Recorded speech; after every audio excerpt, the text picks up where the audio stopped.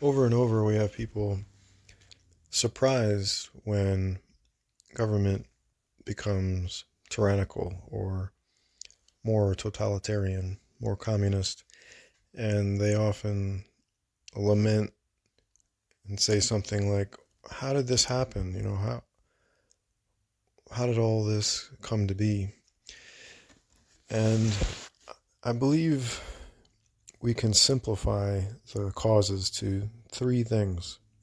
So if we just all could get in agreement on these three things, we could actually prevent this pattern from repeating. Like Canada has just become full on communist, and a lot of Canadians are really upset and saying, how did this happen? It's like things were going fairly well.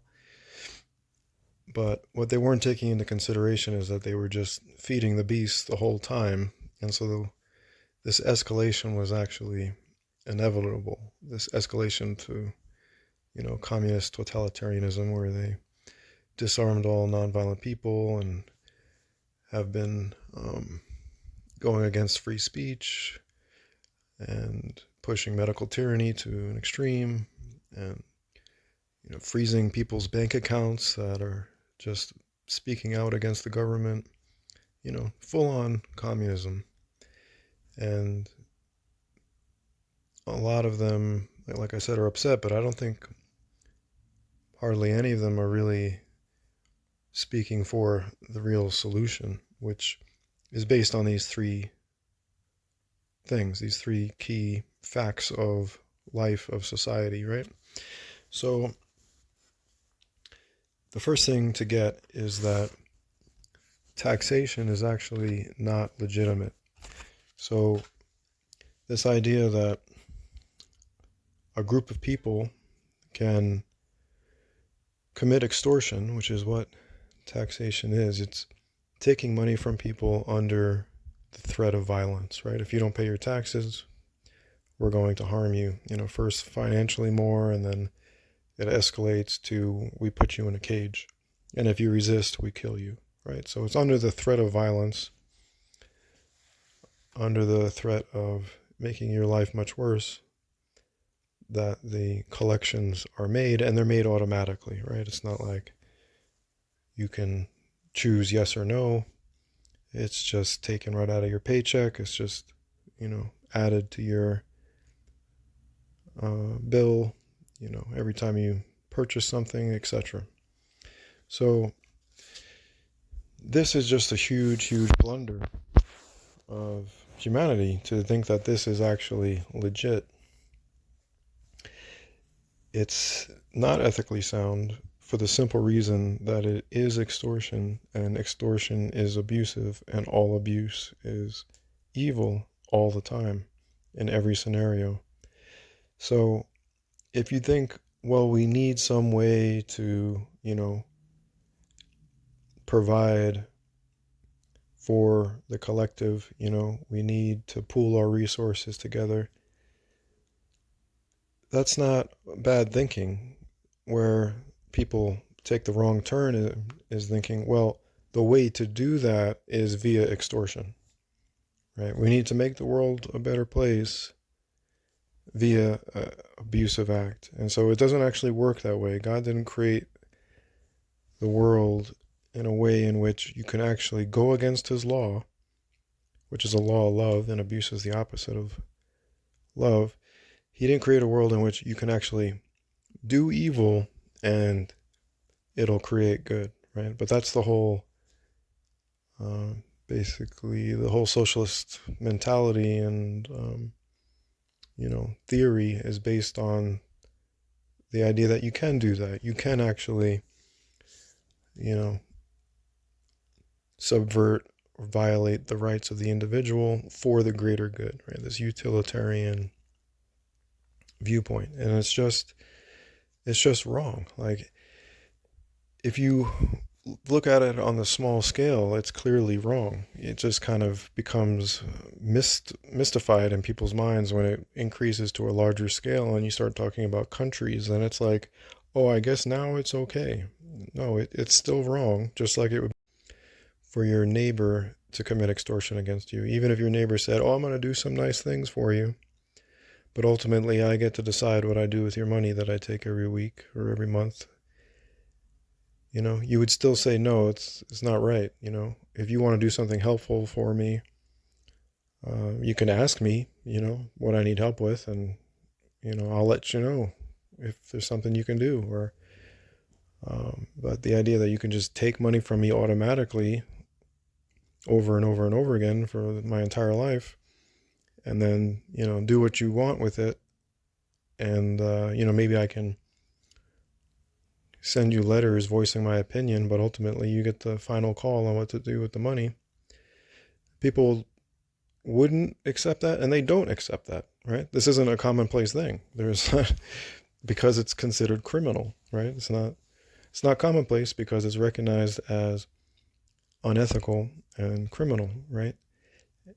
So I'm not saying something far-fetched. I'm just saying, just as most people recognize that to be wrong, it's the same exact thing. There's no difference. Just because it's politicians doing it to hundreds of millions of people, it's no different than one neighbor doing it to another. It's just people doing it to people. You have a person doing a particular action. The action is either good, neutral, or bad, right?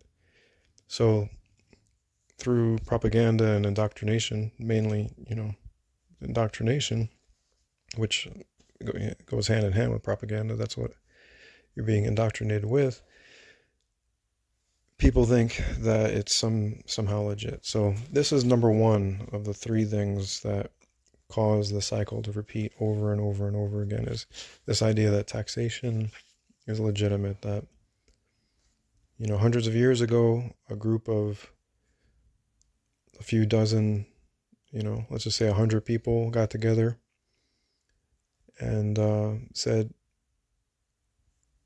we're going to have the right to tax everyone on this continent, on these borders that we're drawing on a map forever, and after we die, the politicians that take our place, they're going to have that right. Again, if you had someone just in a neighborhood or a county say, oh, everyone born, within this area, all the babies born in hospitals that are within this area and home births, anyone born within this territory, I have the right to tax. People would say, no, you don't. That's not legit, right? Because it's abusive, number one, and if just anybody could do it, right, well, then we could just have everyone committing extortion against everyone all the time, right? It would just be ridiculous. So the only way it flies is through this theater production called politics. So that's number one. And then number two is the idea of representation. People say, well, taxation's legit because we're represented. So this doesn't actually hold up to scrutiny, this idea of representation. Again, think of on a small scale, think of, there was just 100 people in the world or something like that. And imagine like one guy on one side of the continent said, hey, I'm going to, take your money every month, and but then I'm going to represent you, I'm going to do things, in your name, right? The person would be like, well, how about I keep my money and just represent myself, right? Because who can better represent me than myself? How about I use my money the way I want to use it, rather than go through you, who's not me and doesn't have the same mind as me? Like, why do I need you to act for me, to represent, and to decide what where my money's going to go? Right? It just doesn't make any sense. And it's just further ridiculous when you think about the fact that even if you vote for a particular politician, they can lose, or there might not be any politician that you want to vote for. None of them even seem to come close to representing you. and your views. And then thirdly, it's possible that the politician could be lying. They might seem to, they have a good talk on the campaign trail, and then it turns out that they were just lying and turned out to be just another socialist / tyrant, right? Which is extremely common in history, like especially South America has, huge blatant examples of that, where it seemed like, oh, it was another people's hero, and then he just turned out to be basically another dictator. And the other major part of this representation idea that just doesn't fit reality is how many government employees are not elected, right? Like, so much of what goes on in government is by unelected officials. So how on earth could you possibly construe that as being your representatives, or, that your taxes are being utilized by your representatives? I mean, obviously not if they're unelected, right? You could say, oh, well, they were appointed by people that were elected, right? So it just gets further and further from reality. I mean, you can have this wishful thinking mentality where it's like, oh, I cast my vote once every 4 years, and then this person perfectly represents me, which is just not likely at all. I mean, probably impossible, being that we are actually all individuals. And then secondly, that somehow all the people they appoint are also going to be perfectly representing you. It's just clearly false. And then in elections, right, someone wins by 51% of the vote. Okay, so then 49% of an entire nation is not being represented. So how is it fair to them that all their taxes are being used for purposes that they don't agree with, right? And you could say, oh, well, again, it's for the greater good. That's the mantra. It's for the greater good, right? We need to commit extortion and then have this fake representation for the greater good. So far we have two unethical, and we have an unethical action, which is extortion, and then we have this falsehood of representation. So we have abuse and falsehood as being two pillars of civilization. And people wonder, well, why does it keep not working out? People think they're riding on a smooth stream in, European socialist countries, and then it turns out, they're under complete totalitarian, medical tyranny, and just regulated down to, minutia of everyday life. They're just complete livestock of the state, with taxes like over 50%. And they think that is like somehow the enlightened society, right? This leads to point number 3, which is that power corrupts. So, like I said, you might think you're smooth sailing for a while, but as you keep giving them more and more power, it corrupts them more and more. So it's this kind of exponential curve. It just feeds on itself. And that's why it accelerates, right? Like how it is in the United States right now in 2023, right? We have this like exponential curve upward of communism manifesting, right? The governor of New Mexico just basically said, the Second Amendment doesn't apply here anymore. And, Governor of California basically, had done the same just prior. And, the so-called commander-in-chief saying,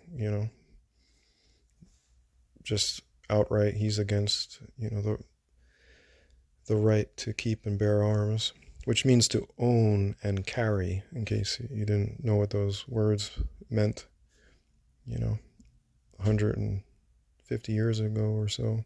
Keep means own. Bear means like bear on your person. So the third point here, power corrupts, is just overlooked over and over and over again. It's a real phenomenon. It's not like a wild theory. Power does corrupt. When people get into these positions of power, they, you could say, become addicted to it and crave even more of it. So because that is a danger, because you could say of a weakness of human mentality, it makes sense not to give people unnatural power in the first place. Right? The only one we can trust with unlimited power is divinity. Right? And that's why that should be who is trusted with having the power and the authority to lead and guide us. And that's what the Messiah came here to demonstrate, his worthiness of being our king. So to recap here, the three blunders and the three facts of life, the lack of recognition of these three facts being the blunders, is again, number one, that taxation is legitimate. It's not. Number two, that representation by these extortionists is actually reality. It's not. And number three, this idea that power doesn't corrupt. Oh, we can just keep giving them more and more power and it'll be fine. They're not going to abuse the power. They're not going to keep encroaching more and more and, become insane totalitarians, pushing drugs on us and disarming us and, using technology in all kinds of invasive ways, like pure dystopia, right? Like 1984, Brave New World style reality, right? It's a true statement that power corrupts. So ignoring that and just thinking, well, they don't really have the power, because we have all these checks and balances, right? The idea that they're checking themselves, it's just not factual. It's just not actually what we can observe currently and in history. There's just this trend of increasing abuse of power overall, right? And it's a dangerous position for people to be in, for communities to be in, that you have these folks that are extortionists and claim legitimacy via elections, which again isn't actually a it doesn't actually equate to legitimate representation or legitimate authority for reasons I already stated. And then finally, this idea that they're not going to get corrupted by the power because they're going to check themselves, right? That's ignoring the corruption part, right? If you're corrupted, you're not going to check yourself, right? And so you're thinking like, oh, well, this branch of the government, which is a institution of unnatural power that corrupts people, is going to check this other branch of government, which is an institution of unnatural power that corrupts people. It's just not reality. So the only way we can actually have a truly civilized society is if we, and when I say we, I mean most people, because obviously the extortionists aren't going to agree with this. They want things to continue as usual.